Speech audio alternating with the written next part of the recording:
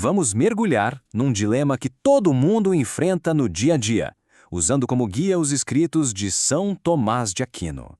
Sabe, será que é possível conviver bem com todo mundo sem abrir mão da verdade? Pois é, a filosofia cristã tem uma resposta bem clara e olha muito prática para isso. É o que a gente vai desvendar agora. Para começar, São Tomás de Aquino nos apresenta uma virtude específica que rege as nossas interações. E não se trata só de ser legal, não, é algo bem mais profundo e ordenado. Ok, vamos entender isso aqui.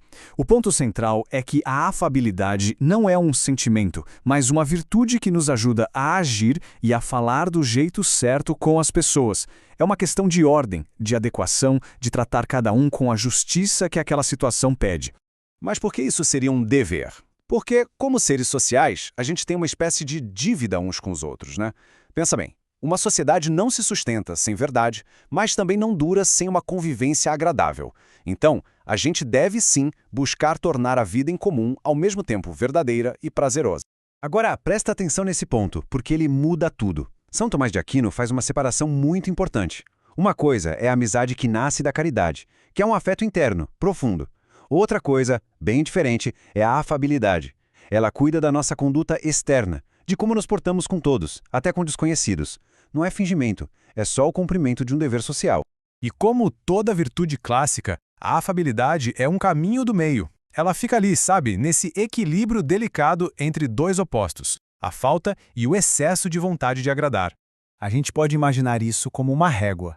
De um lado, na falta, tem a pessoa que só quer briga, o espírito de contradição. Do outro lado, no excesso, tem a bajulação.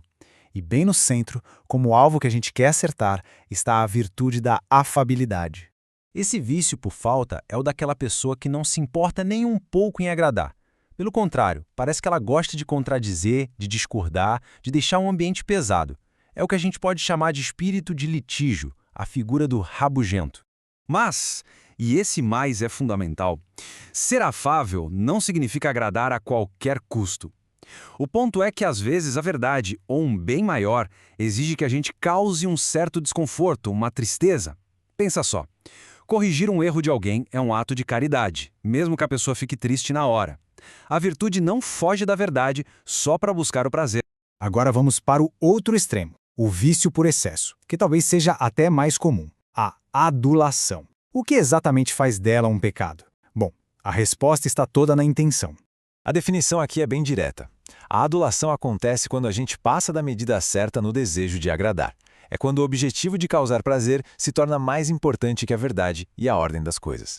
Então, como é que a gente diferencia um elogio bom de uma adulação ruim no dia a dia? A chave está sempre na intenção e na verdade. O elogio virtuoso quer consolar, encorajar alguém no caminho do bem, e ele parte sempre da realidade. Já a adulação quer agradar de qualquer jeito, muitas vezes para levar alguma vantagem, e não pensa duas vezes antes de elogiar o que é mal, o que é incerto, ou só para inflar a vaidade de alguém. E isso, claro, pode ser destrutivo.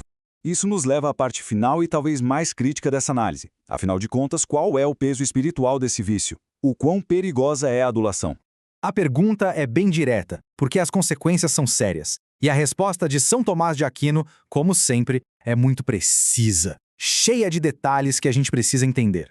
E aqui está o critério principal.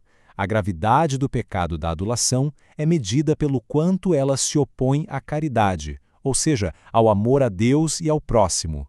Existem 3 situações específicas em que a adulação vira um pecado mortal. A primeira é quando se elogia o pecado de alguém, porque isso é cooperar com o mal. A segunda, quando a intenção por trás da lisonja é causar um dano grave a alguém. E a terceira, quando o elogio, mesmo que sem querer, se torna uma porta aberta para que o outro cometa um pecado grave. Agora, fora dessas situações mais graves, a adulação é considerada um pecado venial. Isso acontece quando a intenção é só agradar, talvez evitar um conflito, ou conseguir alguma coisa necessária, mas sem a maldade de causar um grande dano. Continua sendo um desvio da virtude, claro, mas não chega a ser grave a ponto de romper com a caridade. Para a gente ter uma ideia do perigo, principalmente daquela adulação que elogia o pecado, tem um comentário medieval sobre o assunto que nos deixa essa imagem fortíssima. Pensa bem, a espada de um perseguidor pode matar o corpo, mas a língua de um adulador que confirma alguém no erro pode colocar em risco a alma, que é um bem infinitamente maior. Se este conteúdo edificou sua fé ou ampliou sua compreensão, curta o vídeo, inscreva-se no canal e compartilhe para que mais pessoas tenham acesso a uma formação sólida e fiel à tradição cristã.